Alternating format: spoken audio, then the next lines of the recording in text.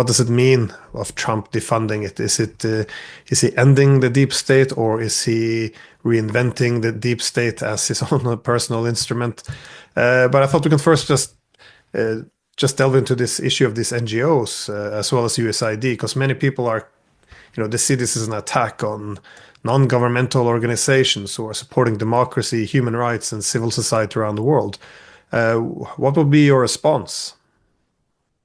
If you stop and think what democracy actually should mean, not what people believe it means, it is a process of self-determination. So if a foreign country is giving money and boosting groups in a particular country to promote democracy, it is actually foreign interference. It is actually undermining the ability of that country to determine their own matters themselves. It is blatant foreign interference, which is why the US and Europe all have laws banning other countries from doing this to them. And so it's just a rhetorical smokescreen they use to get away with political interference. And it is a blatant lie, but it is a very convincing lie for so many people because it appeals to their idealism. And a lot of people want to see something that is nice, something that is good, and they don't want to see what ulterior motives there may be behind it. So this is why it has persisted for so long, and this is why actually it's continuing. People might think that it has been defunded, but it hasn't. It's continuing. You have to follow up on the programs that were actually being funded and see, did they stop or are they still going? And if they're still going, why?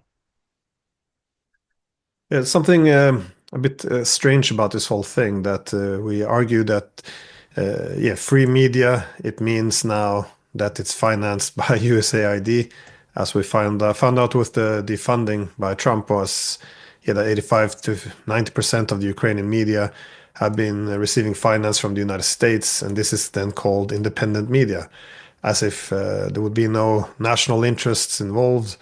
And I guess we saw this in Georgia as well. When they had their elections, I found it so absurd to watch the news because the main argument was, the Georgian government, which was elected, is not legitimate because, our NGOs decided to call them Putinists. And meanwhile, the people marching here, which the NGOs are assisting in terms of organizing, they are the real democracy. They're the people. So now suddenly all they needed was a few pictures on a screen and of people marching with the NGOs and a few slogans about democracy, and suddenly we're willing to topple a democratically elected government, which the prime minister there is warning that this would be, could destroy the country. It's very strange how we redefined it, but but one can argue that simply too much power concentrated within these institutions, and you can say, well, Western hegemony or American leadership, Georgia leaning towards the West is democracy as opposed to leaning to an authoritarian Russia. But these institutions, they were very deliberately set up for this purpose, especially the National Endowment for Democracy, though, wasn't it? Absolutely. And if you read newspaper articles from, say, the New York Times, during the 1980s, when the National Endowment for Democracy was first rolled out, they admitted that it's just picking up where the CIA left off in terms of covert regime change. They wanted to bring it out in the open and kind of market covert regime change as promoting democracy. But again, there's this inherent paradox in doing so. You are talking about promoting self-determination by interfering in the process as a foreign nation in violation of international law. The UN Charter has very clear prohibitions against undermining the political independence of a nation. And you have to think about these opposition groups. They would literally not exist without this U.S. government funding. And a lot of people are pointing to, just to address this situation with Ukraine, these groups losing their funding. It didn't work. They lost the war. So they're just pulling the plug on it. I'm in a country where the U.S. is still very much so promoting political interference here, and all of the so-called independent media that are completely dependent on Washington.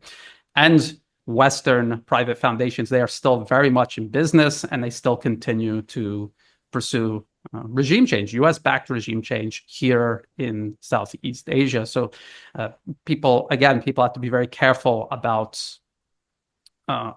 why is the US doing this? Why are we only hearing about the plug being pulled in Ukraine? I mean, it's very obvious it's connected to what we're seeing in the headlines now about the talks between the US and Russia. This is kind of a carrot or a gift being given to make this whole process the US is going through seem more convincing.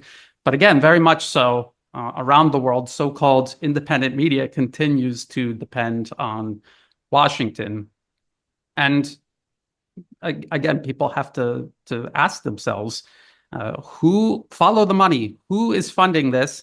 And what could their possible motive be? And if you do that, it becomes very clear that this has nothing to do with democracy. This is about the US projecting power abroad and politically capturing sovereign nations, undermining their sovereignty. So again, it is the exact opposite of democracy. Yeah, and given that this money is channeled through this so-called non-governmental organizations, even though they're financed and often staffed with people from government, it somehow also makes it legitimate, but only for one side. And I find this very interesting that in Georgia, the United States pushed in about $40 million to interfere in its elections, but they just stamped it as democracy, and then it's somehow okay. And then you can compare this to Romania, where they alleged that there was a TikTok campaign by Russia which helped to get one side elected. It proved to be incorrect and false news or fake news, but nonetheless, they annulled the entire presidential election because of this unsubstantiated accusation. So one side, you don't need any evidence at all to cancel an entire election if the candidate wants an end to the war. And on the other side, when Georgia, where the prime minister warned that the United States might actually push for a regime change so they can make a second front against Russia. Here you can pump in any money in the world and it's all legitimate. So there doesn't seem to be any clear rules besides, funneling some money through it and calling it civil society. It's but I thought it was interesting what you said about Asia, because if now the United States is more or less saying that the unipolarity or global primacy is over, which means it has to start to prioritize. Now, if you want to pivot to Asia, and that entails pivot a bit away from the Middle East and Europe, which Trump is signaling. Well, the NGOs, they mainly worked in the Middle East with the Arab Spring, and then we had the color revolutions across Europe, where democratically elected governments were toppled. But now, of course, if US is pivoting away, I guess it would make sense and not contradictory to see the financing or Trump defunding a lot of these groups, which perpetuates conflicts and ties the Americans down. But if they are pivoting to Asia, that I guess is a good reason why we should be putting an eye on whether or not those activities are defunded. But are they? What are you seeing from your end? Not only are you located in Southeast Asia, but you've been following the NGO activity there quite closely as well. As a matter of fact, I started geopolitical analysis because of my desire to raise awareness of what was happening here. I was in the U.S. Marines. I left the Marines in protest to the invasion of Iraq, the upcoming invasion of Iraq, and I literally moved to the other side of the planet, trying to get away from U.S. The U.S. I didn't want anything to do with their foreign policy. I didn't want to help contribute to it in any shape, form, or way. But what I noticed here is that the U.S. is extremely involved in interfering in the local government and in all kinds of ways, basically trying to capture the entire country, capturing the media, capturing and controlling the media, infiltrating the education system, approaching young people who are going into the legal fields, the media, politics, even business, and giving them these free exchange programs and scholarships to go to the US and basically indoctrinate them so that when they go back to their country, they're now plugged into this personal and professional network in the West. And they're very proud of that. They feel it's a great personal achievement. They're really exploiting human ego here.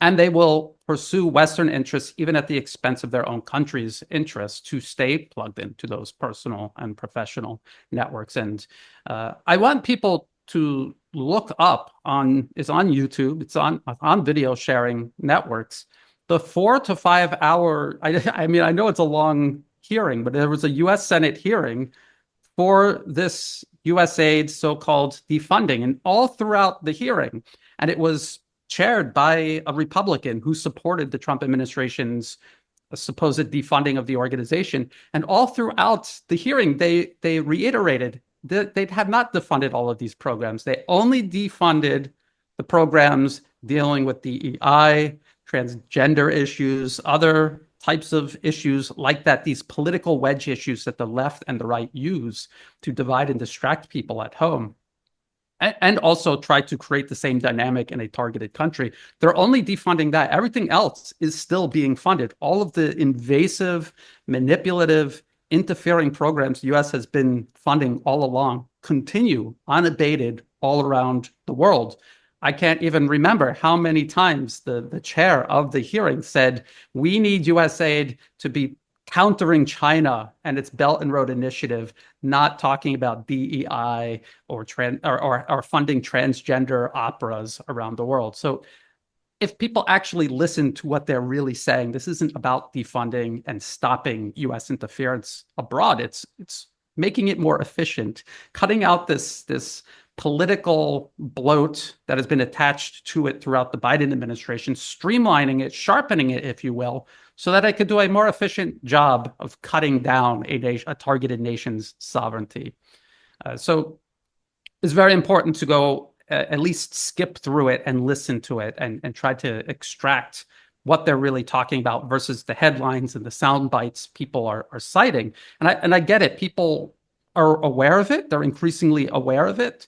And it upsets them and they want to see it end. And when they hear that it's being ended, they want to believe that. But you have to follow up. You have to actually make sure that it ended. I'm on the receiving end of it. So I have added incentive to check and see, are these organizations still open? Are they still active? Here in Thailand, where I'm based, they're all active. None of them have shut down. There were 1 or 2 programs that were temporarily, the funding was temporarily frozen, but the stream of money is still coming in. I will point something else out to people. I've been warning for years that because of growing awareness over USAID, NED, and even private foundations that work adjacent to them, like George Soros's Open Society, there's growing awareness of this across the general public around the world, and also inside governments who are pushing back with foreign agent laws, just like in Georgia, as a matter of fact.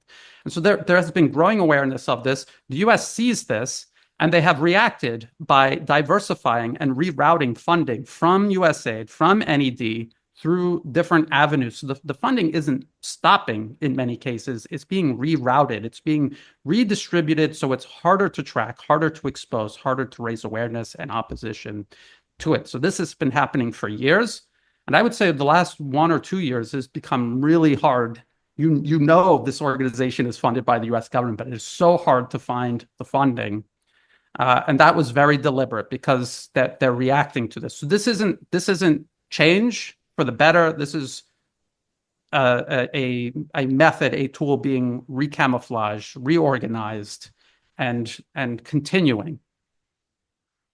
Well, I guess this is one of the challenges with Trump's very bombastic language is it grabs all the attention, which means people are either excited or they're horrified, and people tend to read into whatever he says. They see what they want to see effectively. So on one side they see, oh no, he's attacking our, NGO instruments of power to influence the world, and the other side is no, he's finally dismantling the empire, removing these very illegitimate tools. So yeah, we're all either horrified or celebrating. But it does beg the question, though, why is it being done? And I think this is a key issue, at least to ask it, because one can present many different hypotheses. That is, he could be just worried about all the money, which means because the US is being bled dry. It could be ideology, as you mentioned, is a lot of these things like financing sex changes and LGBT programs in Guatemala. It's a very strange way to spend money during decline of an empire. This is not that ideal, and we often see this as well. That ideology can result in fightings within a state. This was obviously Russia Gate, but it was also in Britain they had the Integrity Initiative, which was meant to manipulate, create consent through these clusters of academics, journalists. And anyways, they ended up turning on their own opposition. So you have the cost, you have possibly the ideology. This could be a reason for Trump to defund it. So a cynic in me would suspect that even though this is very much a legitimate source of power, but nonetheless, given his experiences in his first administration, he sees it as a constraint on power, something simply to remove. Others might see it as being winding down the empire, but I guess the reasoning is quite important. And if what you're saying is correct, that this is mainly about shifting focus to Asia and getting rid of all these ideological projects, then some people might be celebrating a bit too early. And I have to admit, I I think I also got caught up a little bit in his language because my first thought was, oh, finally we're going to get rid of these NGOs, which is causing so much problems and wars and conflicts and undermining of civil society. But why? I guess is important. I don't see him necessarily walking away from empire, but these institutions. Do you see any of them being preserved in Europe? Because you mentioned some of them are simply being rebranded. The old ones have been banned, so they're just funneling money through new fronts. Did you see this happening in Europe as well, or is it more of a pull out completely?